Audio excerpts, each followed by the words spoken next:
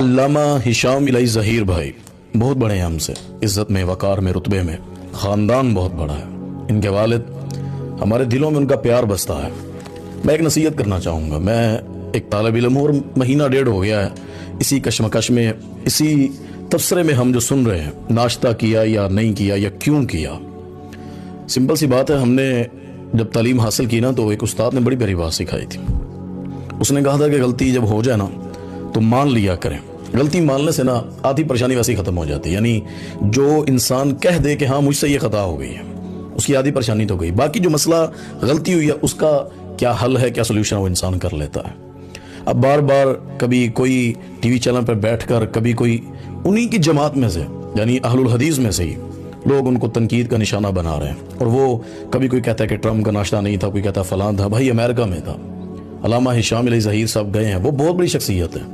بس چلے گئے ہیں، انہوں نے وہاں جا کر جو اور کام کیا وہ نہیں گنتا کوئی۔ دیکھیں نا ہماری جو اپنی حالت ہے عام نوجوانوں کی، کوئی یہ نہیں پوچھتا کہ علامہ صاحب وہاں گئے، مجھے بڑی خوشی ہوئی وہاں جا کر، انہوں نے خطبات جمعہ دیے، انہوں نے دروس دیے، نوجوانوں سے ملاقاتیں کیں، ان کو ایک امید دی کہ آپ کے پاس دعوت کا پیغام پہنچے گا، آپ قرآن و حدیث کو USA میں پھیلائیں۔ اس چیز پر کوئی تبصرہ نہیں کر رہا۔ اتنا بڑا عمل ہے یار، ایک بندہ ایسے ملک میں جائے اور وہاں جا کر ہفتہ، مہینہ، 15-20 دن وہ اسلام کی دعوت پہ کام کرے۔ مجھے امید ہے انہوں نے رات دن جہاں ملاقاتیں کی یہی کوشش کی ہوگی کہ یار یہاں کیا نظام بنائیں، کیسے یہاں پہ قرآن و سنت کی کلاسز ہیں یا وہاں پر جو جماعت ہے اس کو کیسے ترتیب دیا جائے۔ اس کا کوئی تذکرہ نہیں کرتا۔ ناشتہ ناشتہ ناشتہ، بھائی ناشتہ ہو بھی گیا یا انہوں نے کر بھی لیا تو خدا را